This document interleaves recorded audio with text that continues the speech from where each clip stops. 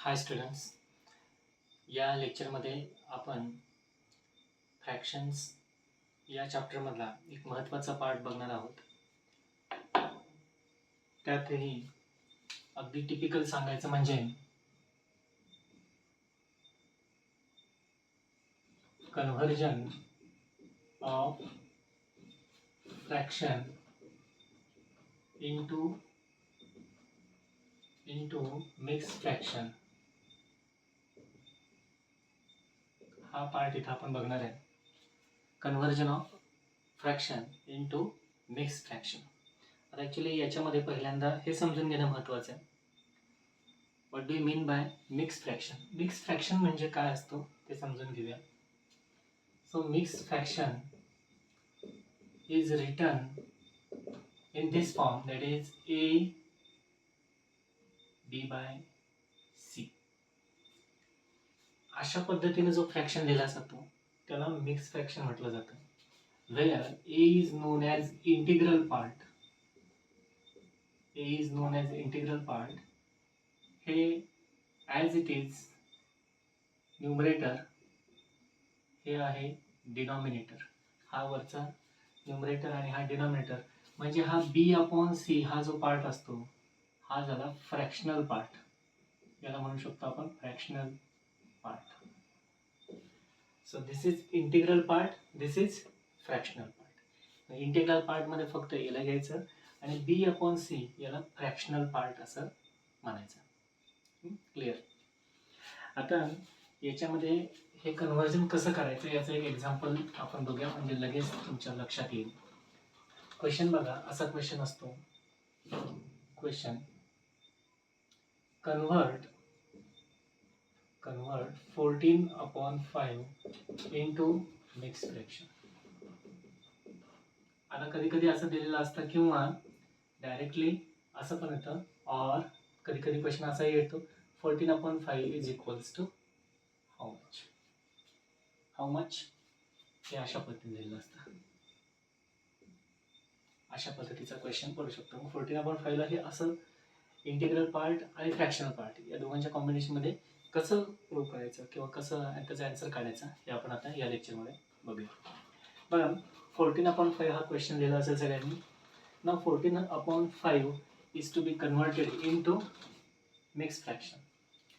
14/5 जर मला mix fraction बनवायचं असेल, so first do 14 divided by 5.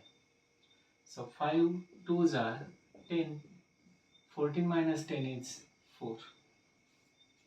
Now here the important thing is that इथे इंटिग्रल पार्ट जो असतो तो घ्यायचा असतो कोशंट. हा जो कोशंट आहे, so what ever is the answer of division is 2.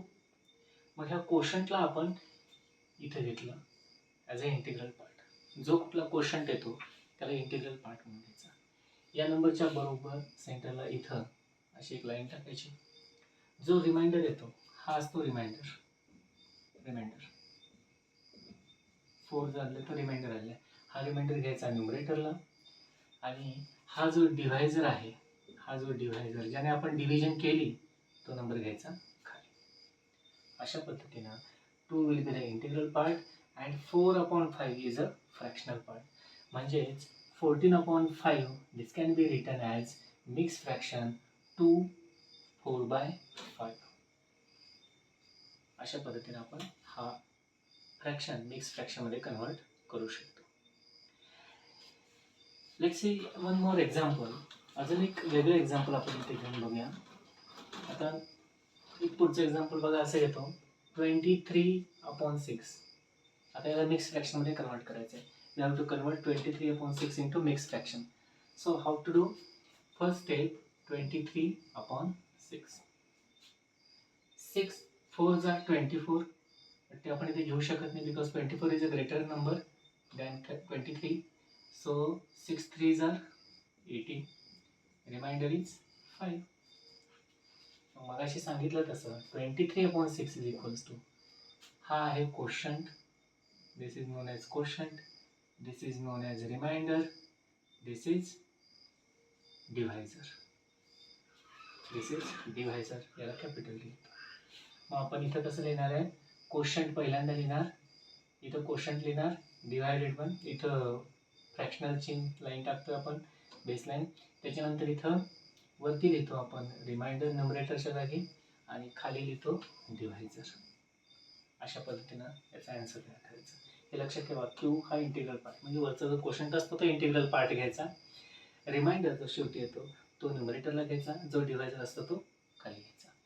मग 23/6 is equals to how much, क्यू इथं आलेलं आहे 3, आर किती आलेलं आहे 5 आणि डिव्हायझर आलेला आहे दिलेला आहे तो 6, म्हणजे 23/6 is 3/5/6, where 3 is integral part, 5/6 is a fractional part.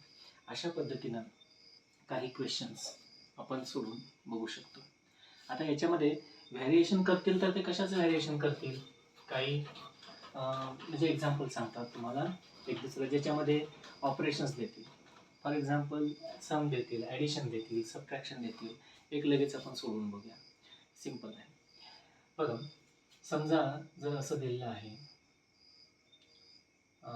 अच्छा तो दुसरा टाईप घेतल्यानंतर आपल्याला ते सोडवता येईल. बरं ठीक आहे. पहिल्यांदा आपण काय करूया, आता हे सगळ्यांना समजलं असणार आहे की फ्रॅक्शनचं कन्व्हर्जन मिक्स फ्रॅक्शनमध्ये कसं केलं.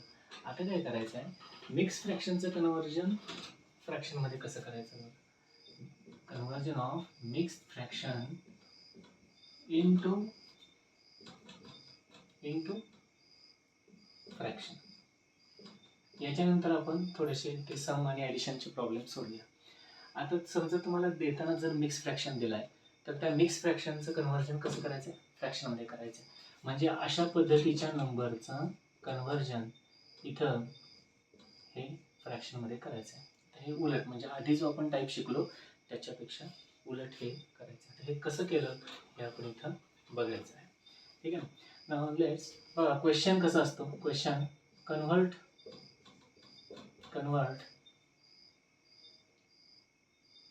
2/5/7 into fraction.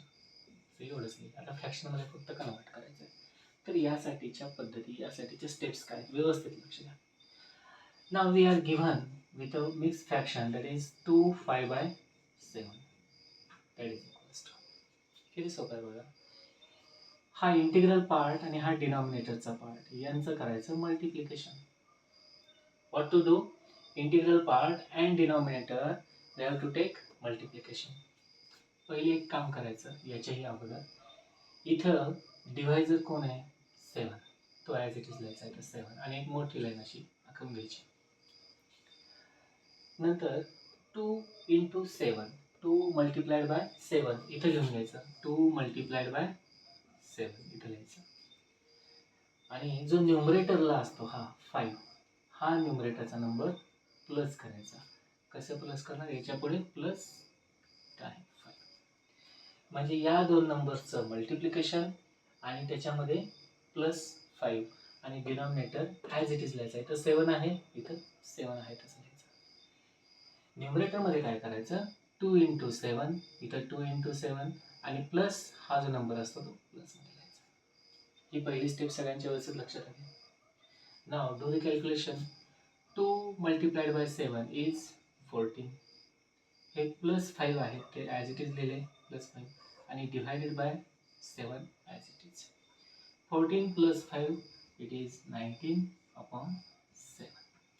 So answer will be, याचं कन्व्हर्जन कसं केलं आपण फ्रॅक्शनमध्ये 19/7, म्हणजे इथून इंटिग्रल पार्ट रिमूव्ह करत असतो.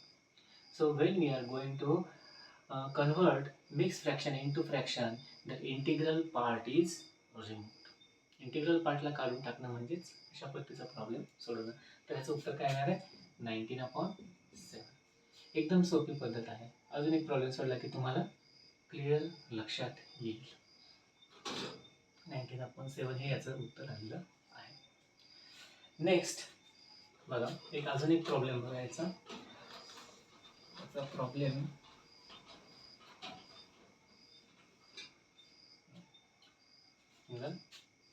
5, 5, 5. इथं सगळं सेम आहे. Integral part is also 5 and fractional part is 5/5. पण काही असलं तरी आपण सेम पद्धत करायची. डिव्हिजन सांगा, डिनॉमिनेटरला कोण आहे? 5 आहे. तो पहिल्यांदा 5 लिहिलं. आता मल्टिप्लिकेशन कोणाचं घ्यायचं सांगितलेलं आहे? So multiplication of this number, integral part and denominator. So 5 into 5, आणि हा जो वरचा 5 असतो, वरचा नंबर जो असतो त्याला आपण प्लस 5 लिहित असतो. ना first do multiplication. 5 into 5 is 25. हे लिहिले प्लस 5 आणि होल डिवायडेड बाय हे 5 ॲज इट इज लिहिले divided by 5. Now 25 plus 5 is 30 divided by 5. So 30 upon 5 is 5 ones are 5, 5 6 are 3. So answer is 6. Answer is 6. 5 ones are 5, 5 6 are 30. So answer is 6. आणि इथं आपण 1 आहे ना, 5 ones are 5, तर divide by 1 म्हणजे फ्रॅक्शनमध्ये convert झालं 6 upon 1 which means 6. But जर तुम्हाला 2 चौकटी दिल्या असतील, if you are given with the 2 squares, then 6 upon 1 is the answer. 6 upon 1 will be the answer. आता इथं हे अशा पद्धतीने तर सोडवू शकतो आपण. अजून एक प्रॉब्लेम घेऊया, म्हणजे अजून थोडीशी माहिती तुम्हाला भेटेल. बघा, हे 2 प्रॉब्लेम सोडवले, अजूनही लक्षात आलं नसेल तर अजून एक प्रॉब्लेम आपण सोडवून बघूया. 3 7 2. सांगा, डिनॉमिनेटरला काय घेणार? इथं आहे 2 म्हणून इथे घेतलं 2. That's why we taken 2. यांचं दोघांचं काय करायचं आहे? मल्टिप्लिकेशन घ्यायचं आहे. सो हिअर 3 इंटू 2 वरती, आणि हे जे 7 आहे याचं काय करायचं आहे? प्लस 7 लिहिलं. नाव 3 इंटू 2 इज 6. हे प्लस 7 आणि या सगळ्यांना डिव्हिजन कशाची? 2 ची डिव्हिजन ॲज इट इज आहे. Then 6 plus 7 is 13 divided by 2. So in this way, this mixed fraction is converted to fraction where 13 is a numerator and 2 is a denominator. अशा पद्धतीने आपण मिक्स फ्रॅक्शनचं कन्वर्जन फ्रॅक्शनमध्ये करू शकतो. So we have seen 2 types where fraction to mixed fraction and mixed fraction to fraction conversions we have discussed. या पद्धतीचे problems आणखीन थोडे सोडवून बघा, आणि काही अडचण वाटल्यास नक्की सांगा. थँक्यू.